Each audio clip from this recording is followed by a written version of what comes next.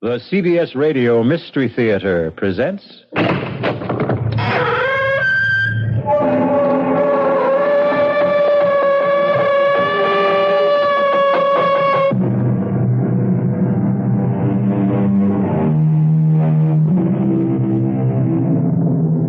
Come in. Welcome. I'm E.G. Marshall. Welcome to another adventure into the incomprehensible. I like to think of myself as a thinking person, a reflective man, someone not given to fanciful imaginings.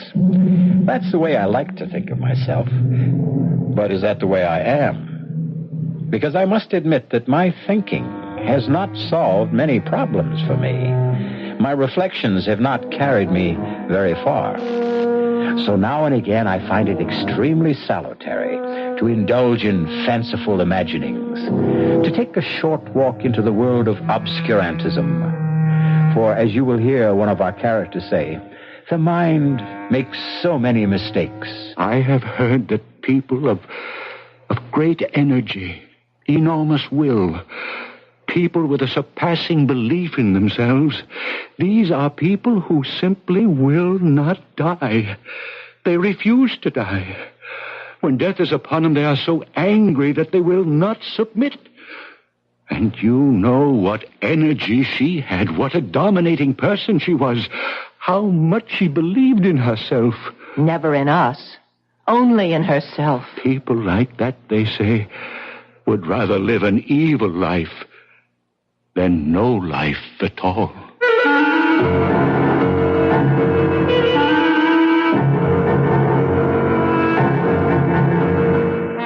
Our mystery drama, Sunset to Sunrise, was written especially for the Mystery Theater by Elspeth Eric and stars Marian Seldes. I'll be back shortly with Act One.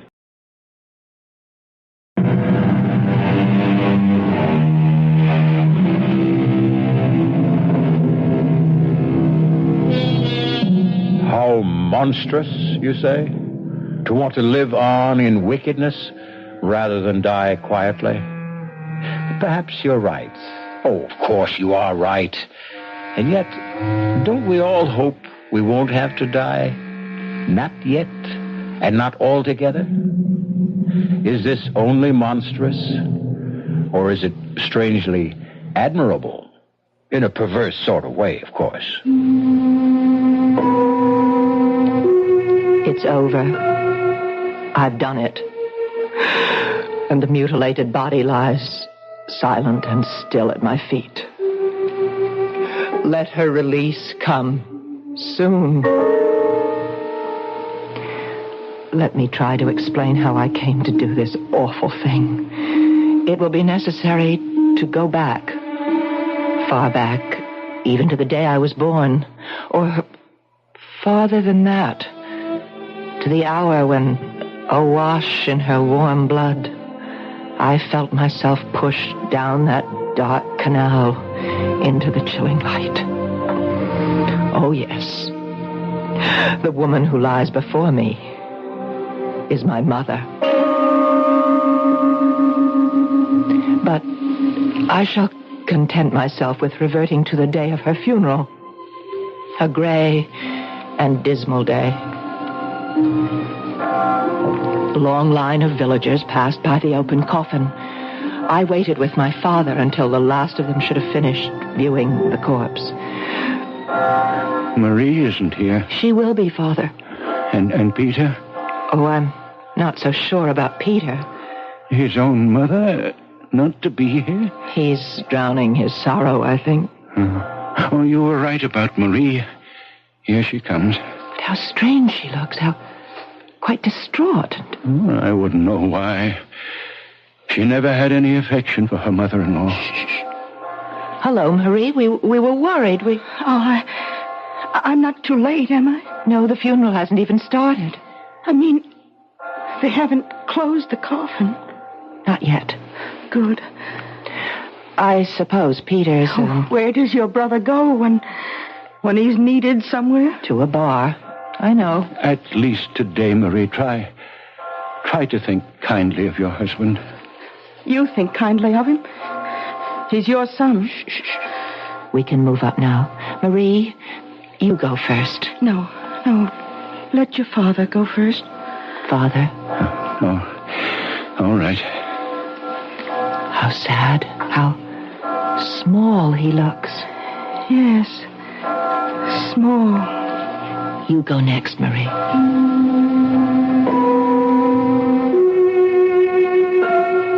Marie stood for a second or two by the open coffin, then moved on.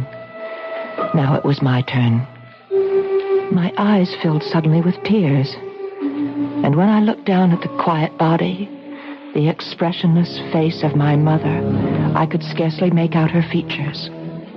I shook the tears away, and I made an effort to see her clearly. Across her breast lay a long spray of wild roses. Without conscious thought, I did what I had never done while she lived. I leaned over and kissed her on the lips.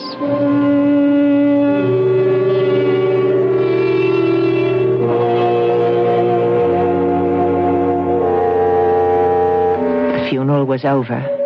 I sat dry-eyed through it all, and I saw the tears stream down my father's face. After it was over, he said to me, Would you walk home with me, Una? Of course I will, Father. Do you think you could stay and talk for a while? Maybe I could fix you a little supper. Oh, I'd like that very much. Ilya won't mind? Oh, it doesn't matter about Ilya.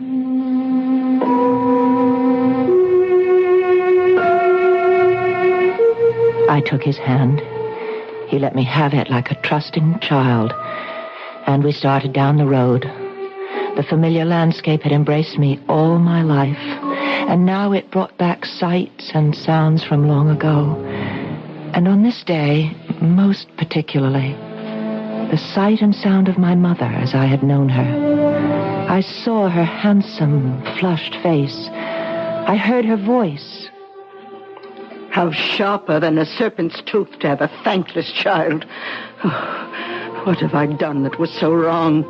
Why am I being punished? To be given a daughter with no shame, no morals, no sense of decency. My father trudged on beside me without speaking. His tears had dried. He looked as he'd always looked. Very sweet, very simple. She had been the single love of his life. I had never heard him speak of any other woman. He'd fallen in love with her when she was 16 and waited 5 years to marry her. It was my mother who got me to marry him. But he wasn't really of my world. Nothing intellectual about him. Well, what could you expect of a farmer? But marry him she did. And he never asked for anything else. The 2 children she bore him, first my brother Peter, then me. Well, we were simply 2 minor gifts she added to the supreme one of herself. And Peter always belonged more to her than to him. It's hell to be poor, Peter. Never let it happen to you.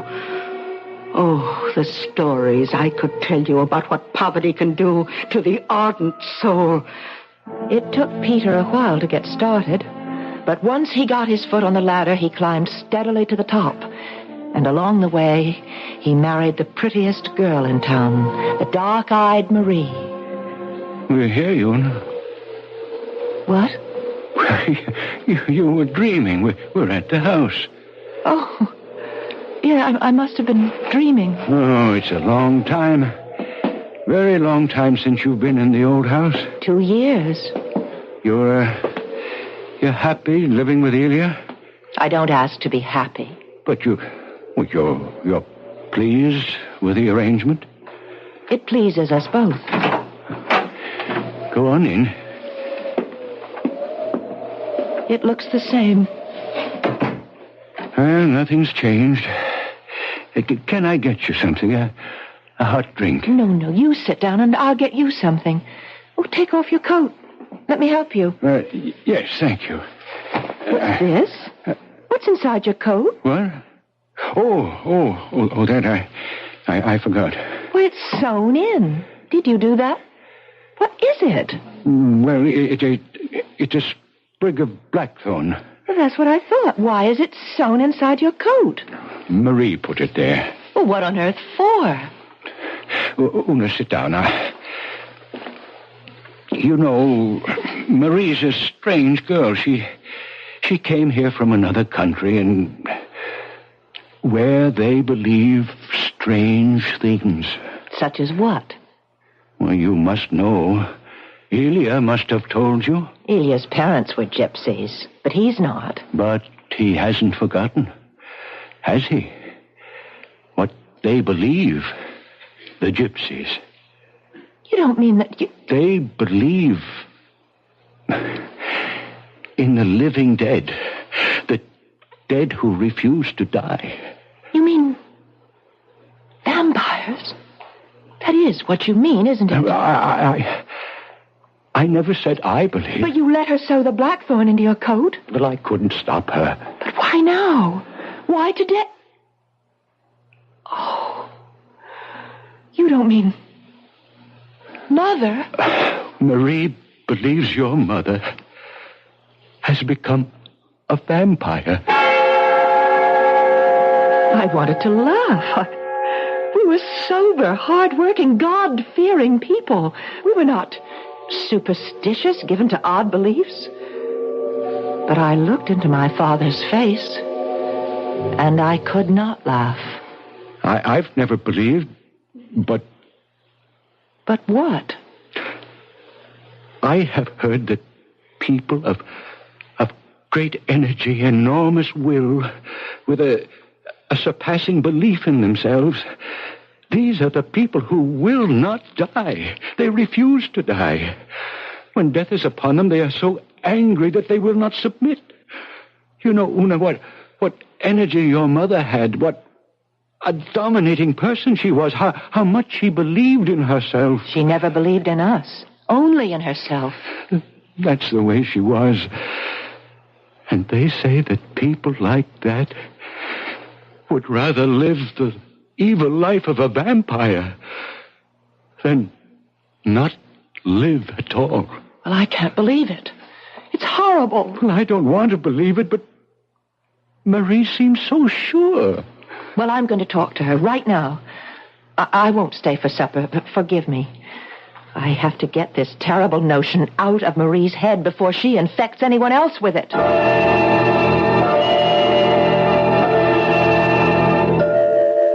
I walked to the village, to the affluent section of the village where Marie and Peter lived. Their house sat on a beautiful green lawn surrounded by an iron fence with a big gate. I pushed it open, and I went inside and up the long gravel path. Una, don't come any nearer. Don't be absurd, Marie. I don't want you in my house. We have to talk about this crazy idea you have, Marie. Your father told you. I found the blackthorn you sewed into his coat. It may protect him. And it was you who put the wild roses on her body, wasn't it? To keep her in her coffin. I had to do what I could. Oh, but this is all a great foolishness, Marie. Whatever gave you such a crazy idea about your mother-in-law? It's not a crazy idea. I felt it even before she died. I sensed that she'd never leave us alone. She'd rather turn into something loathsome and feed off us, drain our strength, drink our blood. And it's happening. It's happening. You want to come in the house? Come. I want you to come in. I want you to see your brother. Is Peter all right? All right? I don't know what you call all right. But look at him. There on the sofa. Oh, Peter. He's been that way since your mother died, and a good deal of the time before that. Do you think I've had a husband? Do you think that bloated hulk has been a man? Ever? Oh, what has that to do with... Don't you know? Don't you know that vampires have such power over young married people? Don't you know that? No. Well, ask Ilya. He knows. Ilya's not a gypsy, not anymore. Ask his mother. Ask his father. Ask old Wanda Beresti. Ask Oh, it's all fable and myth. It's not real. Do you know that I may never have a child? Or you? Do you know that? No.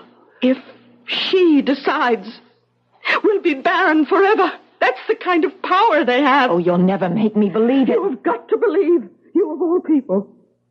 Why me? Because you are a damn fire. What's that? What is a damn fire? One born of a vampire.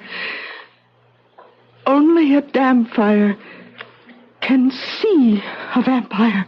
But I can't see my mother. I'm not a damn fire. Go home.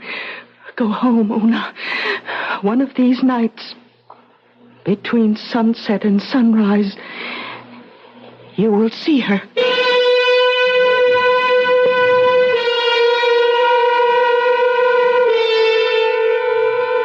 Vampires.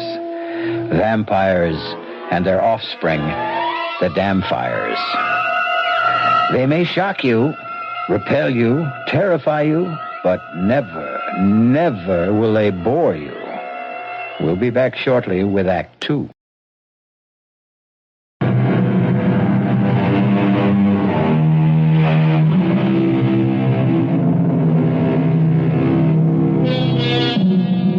At the end of Act 1, Una decided to return to Elia, her gypsy lover. A gypsy from the remotest regions of Transylvania, where all the best vampires come from. At least all the best stories about vampires come from there, and Elia knows them all. But they're all superstition, Una. Handed down from generation to generation. You don't believe them. I used to when I was very young. You see, the stories were always about very, very powerful people. I think they couldn't get used to the idea that very powerful people could actually die. My mother was a very powerful woman. Ah, but she died, like everybody else sooner or later. You never really knew my mother. I wasn't welcome in her house. I think I only came here to live with you to spite her. All my life she told me how immoral I was, how wicked, how filled with wild desires. And you were? Yes. And you knew where to take those wild desires, didn't you? Yes. And what man to give them to? Yes. Well, lucky me. It was to show her, to say yes to her. Yes, I am like that. Yes, I'm what you say. Yes, I'm loose and immoral and wicked and all those things. And yes, you're right not to love me because I'm not lovable. I'm hateful and vile. No, yes. No, you are not hateful. Oh, you don't know. I know enough. Lie still now. Let me hold you. Yes. Hold me.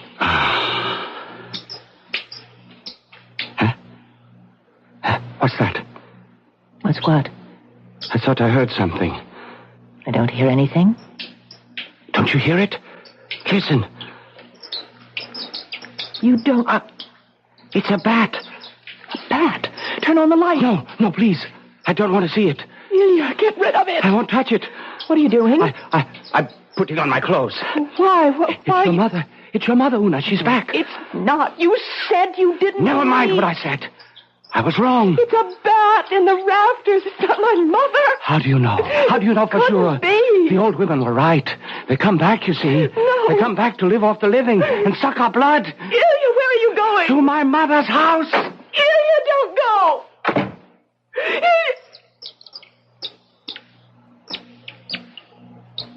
Mother?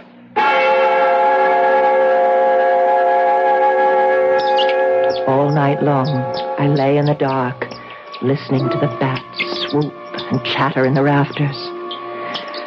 Sunset to sunrise, I lay awake and listened.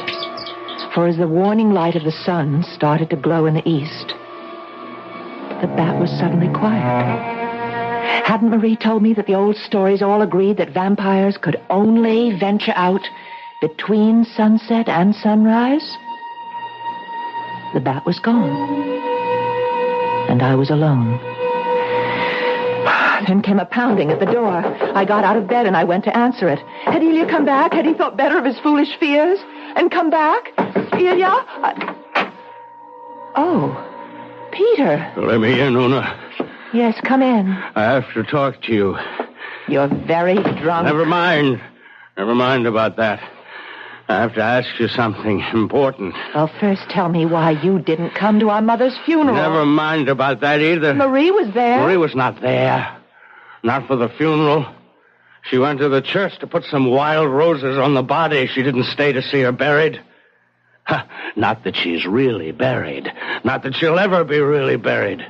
She'll be around for a long time till she's drained us all dry, and long after that, maybe forever, who knows? Do vampires ever really die? Peter, stop that. Our mother is not a vampire. Is it true? Marie says it's true. Is what true, Peter? Did you kiss her? When she was lying in her coffin, did you really kiss her? Yes, I did. Oh no. Why did you do that? I don't know quite. I think it was because I'd never kissed her before, and I was sorry that I hadn't. Don't you know what you've done? I haven't done anything. You've put your lips to her poison. You've made yourself like her. I haven't done anything. I said goodbye to her. I kissed her goodbye, that's all. Don't you know that vampires spread their foul contagion on the living? Isn't it bad enough that you and I are damn fires just because she gave us birth? Stop it. I don't want you to talk this way. You and I can see her. Have you seen her? Of course I haven't. I have. Shall I tell you why I didn't come to the funeral? I was with her, that's why. She came to my room and stood in the door. She was very beautiful. She had on her white lace dress, and she smiled at me. You were drunk. She didn't mind. She just smiled. But then her smile grew wider and wider till the whole room was filled with her smile. It took away the sunshine. I tell you, Una. Peter, oh Lord. Come in. Peter, are you all right? Come in. The door's not locked. Oh, Marie. Yes. I thought he'd be here. Oh, don't try to move him. Let him sleep it off. He's just drunk. He's been drunk for days. Let him lie there. But just before you got here, he was trying to tell me that he saw our mother, that she came to his room. Only the damp fires can see a vampire. You made him believe it. Because it's true. And Una, there's something else that's true, and you'd best know it. Only a damp fire can kill a vampire. Kill? The best we others can do is try to protect ourselves with the blackthorn and the wild roses and all that. I will not listen. There is something you can do. You could help us to protect ourselves. Marie, I just don't believe in this superstitious... You don't. But we do. Nobody's slept a wink since the day she died. Oh, they know she'll go after us first, but no one in the village is really safe. Well, what do you want me to do? Move the body across the river. What for, in God's name? Wanda Beresti says it's very difficult for a vampire to cross over water. I don't believe any of this. I don't believe it's happening. Well, it's happening, all right. And everyone believes it, but you... You can't make the rest of us live in this torment because you refuse to believe. Perhaps. You could be right. You will move the body across the river? Oh, I'll have to talk to Father. Oh, talk to him. Talk to him now. Before it's too late. I left Marie to get Peter home the best way she could. And I started off for my father's house. How could I ask him to disinter the body of his beloved wife only 2 days after she'd been laid to rest? What kind of daughter would nourish the horrid thought in her father's mind that his wife might be a vampire? Oh, how I needed someone to tell me what to do. Una. Hello, Father. May I come in? Of course you may come in. Oh, I'm so glad to see you. You're all right, aren't you? Yes, I'm all right. Oh, no, can you stay for a little while? As long as you like. Oh, good. I could make a little supper if you could stay that long. Father, Peter came to see me today. Oh? How was he? Drunk. But not so drunk that he couldn't say what he came to say. And what was that? That I had contaminated myself when I kissed my mother's mouth as she lay in her coffin. Oh, my dear girl. Do you believe that, Father? Oh, my dear, I'm so confused. You do believe it? I don't know what to believe anymore. And Marie came to see me, too. Oh, yes? Well, what did she want? Marie wants Mother's coffin moved to the other side of the river. Oh, your mother is buried in the family plot. I promised her. Why does she want the body moved? Marie says that to cross water is very hard for vampires.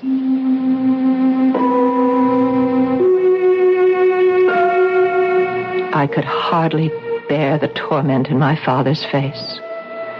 It's so hard when everyone around you believes one thing, to stand alone and believe another. I kissed my father gratefully. Grateful for his kindness, his patience.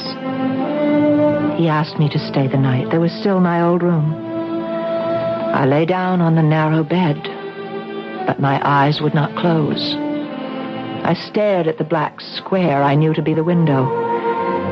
Beyond the door, I could hear my father washing the supper dishes. Then I heard it. Very faint, but unmistakable. Someone tapping on the window pane. I lay rigid in the narrow bed. And then I heard... Oh, no. Oh, no.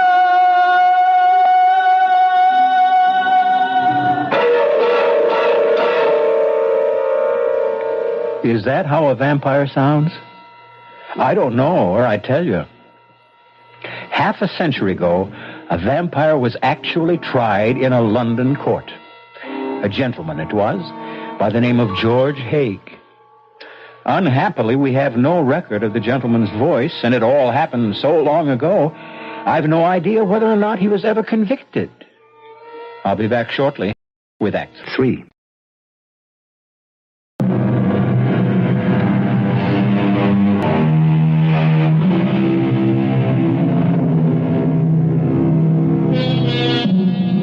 When I was very young, I thought, how convenient and how very right that we had entered into the age of enlightenment, leaving occult fantasies behind. As I grew a little older, I was not so sure. Now that I'm quite grown up, I am not sure at all but what the dreams and frenzies of an earlier time did not serve its people as well or better than mine are serving me.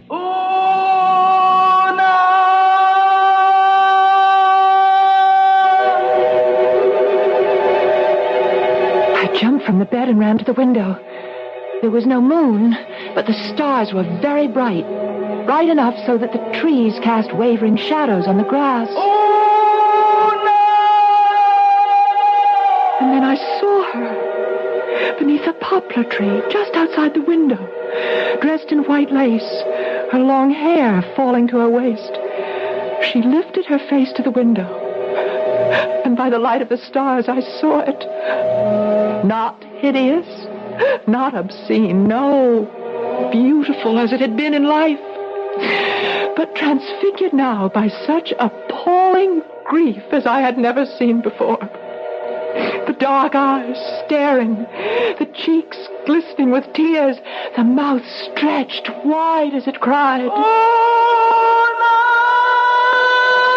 I needed my father. I could not bear the sight of this apparition by myself. I heard him moving about in the kitchen, and I ran to him. Oh, Father! Father! She's here! What, dear? What did you say? She's here. Mother is here. Is she? No. She's beautiful. She's beautiful. Where is she? Outside the window. I heard her calling me, and I went to the window, and I saw her standing under the tree, and... Oh, Father, she looks so sad. Oh, my dear little girl, you've had a dream. It's not a dream. She's there. Oh, so soon after the funeral, it's natural for you to dream. Oh, come with me. I'll show Now, you. you're overwrought, dear child. Come with me, you'll see. If there were a moon, you'd see quite clearly, but even by the starlight, you can see her. Look. Look there. Where? I don't see her. Beneath the big poplar tree, right there. I don't see anything. In her white dress. Look at her. I can't see anything. Nothing but the grass and a few shadows, that's all. That's all? Oh, my dear child, you had a dream. No dream. I saw her. But you can't see her. She must be a vampire, and I am a damn fire. What are you saying? Only the offspring of a vampire can see the vampire. Peter said he saw her. I know I saw her. We are her offspring, Peter. And I are vampires. Oh, no, please, you don't know what you're saying. Oh, I know very well. Only a vampire can see a vampire. And only a vampire can kill a vampire. Well, then, what are you doing, Ona? Gonna open this window? No, don't. And invite her in. Mother, come in. Come in. Your daughter is waiting to receive you. My father rushed from the room. I can't stay. I can't watch. I can't. I stood by the window, waving to the white figure beneath the poplar tree. It was several minutes before she moved, and then very slowly, with uncertain steps, she came toward the window. She looked up at me like a child that is not certain of her welcome. Una? You've come back to live off of us, haven't you, Mother? Even in death, we are your possessions, your very prized possessions, because from us you drew pride and haughtiness and self-importance. That's what we did for you in life, and that's what you mean we should do for you now. That's it. Isn't it, Mother? Una, no. Forgive. Forgive? What went before. Forgive it. Forgive? I've never heard you say that word. Now I say it. Forgive me. All that I did. I beg of you, forgive me all my sins. Father was right. This is a dream. Forgive me, that I may lie quiet in my grave. Oh, God, let me wake up. God, deliver me from this dream. You don't hear me. Oh, Una, why don't you hear me? Perhaps I fainted. I don't know. I suppose I did, because I remember nothing more until I was wakened by a knock on the door. I opened my eyes. I was lying on the floor next to the narrow bed, and the sun was streaming through the window. I got to my feet. Come in, Father. Celia. Are you all right, Una? Yes, I'm all right. You look so pale. Oh, I had a bad night, a bad dream. Yes, your father told me. My father? He went to fetch you. That's why you're here? I would have come back to you anyway. I only went to see my mother to ask her what she knows about vampires. All the old women were there. Wanda, Baresti, and all the others. Oh, they must have filled you full of stories. Una, when a whole town believes that a vampire is loose, they become terrified. A vampire, Una, is soulless, mindless energy on the march, knowing neither good nor evil, only its own desires. And the vampire must be killed, Una. Do you know why? Lest we become like the vampire. We can become like that, Una. unless a stake is driven through the vampire's heart. And who is to do that? You know. Only a damn fire can kill a vampire. A stake must be driven through the throat of the corpse. If blood spurts from the throat, it is proof that a vampire lived in that body. Can I do such a thing to my own mother's corpse? It must be done before the sun sets, or she'll walk abroad tonight. Ilya, do you know that I thought she was here last night, in this very room? And she kept saying, "Forgive, forgive." And then, of course, I knew it was a dream, because my mother would never say such a thing as forgive. She was asking you to forgive her? Imagine a proud woman like my mother to say a thing like that. You heard her say, "Forgive me"? In my dream, yes. I suppose it's because I hated her so much in life. I liked the idea that she was sorry for all the grief she'd caused us. Una, listen. While I was at my mother's house, she told me that there had been cases now and then where a dead person returned night after night and terrified everyone because it was taken for granted that the dead one had become a vampire. But it wasn't always true. There were times when the dead one was what they call a returner. A returner? What is that? One who comes back, so my mother says, to ask forgiveness. Are you telling me that my mother did come back last night, asking to be forgiven? That it was no dream? It's possible, isn't it? And if it is true, if she is a returner? You must get a writ of absolution from the bishop and place it on her body. How can I tell? How can I know that she is a returner and not a vampire? You'll have to go through with it before sundown. Oh, no. No. Drive a stake through my own mother's throat. Una, more than half the village believes your mother has become a vampire. Marie wants you to move her body across the river. And even my father is wearing the blackthorn in his coat. And even I. When I heard the bat in the rafters, I thought it might be your mother. You must have the grave opened, Una, and the coffin. And before the sun goes down, you must drive the stake into your mother's throat. Then we shall see whether she is a returner or that foul creature of the night, a vampire. Ilya himself uncovered the coffin and pried it open. I told my father what I meant to do before the sun went down. If you must, my daughter. If you think you must. If she is really a vampire, Father, only I can do it. And I went to Peter and Marie. You wouldn't ask me to do it, Una? No, I wouldn't ask you, Peter. You're very brave, Una. I'd have been content if you'd only moved her body across the river. There's so much talk in the village. So much fear, so much horror. We must settle this thing once and for all.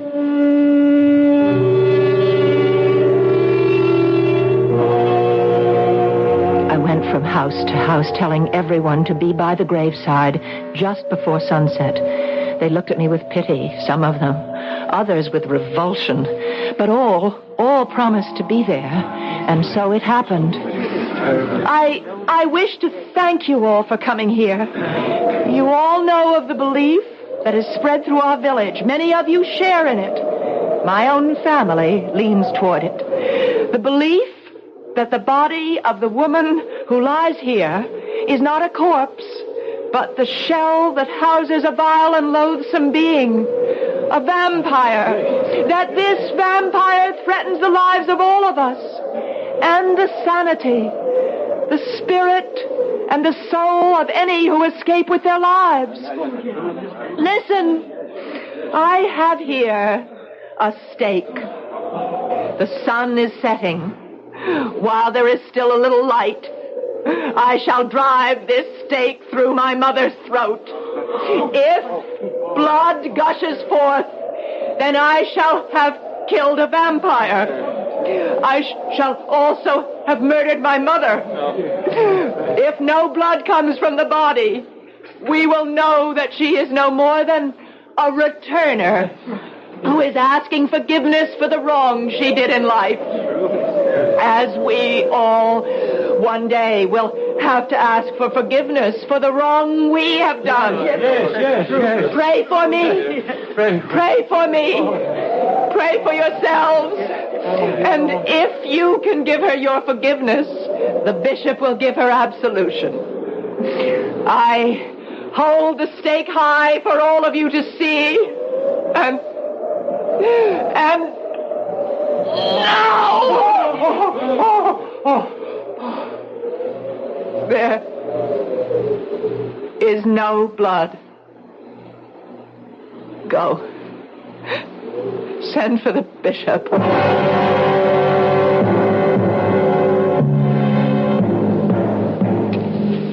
It's over. I've done it. And the mutilated body of my mother lies at my feet. Oh, let her release come soon.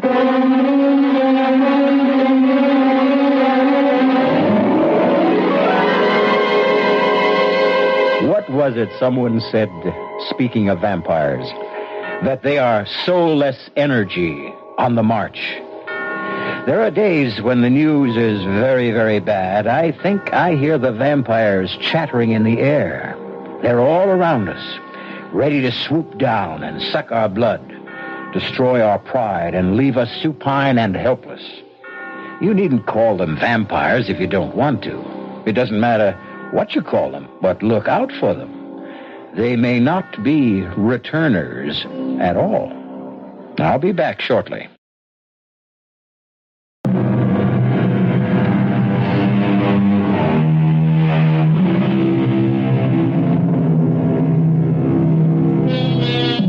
Ah, sweet mystery of life.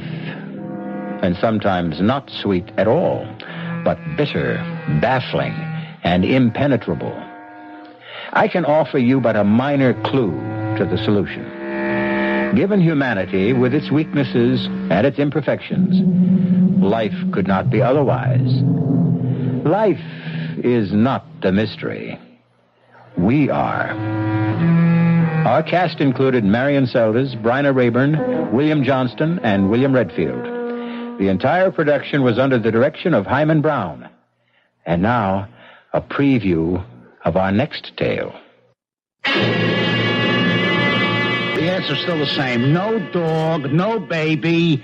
Just be happy with these dumb plants. They're bad enough. Taking up the whole bloody windows. I hate you. Yeah, look, I'll let you keep them. I hate you. I wish you were dead. What did you say? I said I hate you. I wish you were dead. Did you really say... Hey, what? Hey, what's this? The bloody plants are on my neck. Hey, Barbara, they're all around me. They're choking me. I can't get them off. Hey, Barbara, they're too strong. Barbara, don't stand there. Get them off. Get the scissors. Barbara, the scissors. I hate you. I hate you. I want you dead. This is E.G. Marshall inviting you to return to our Mystery Theater for another adventure in the macabre. Until next time, pleasant dreams.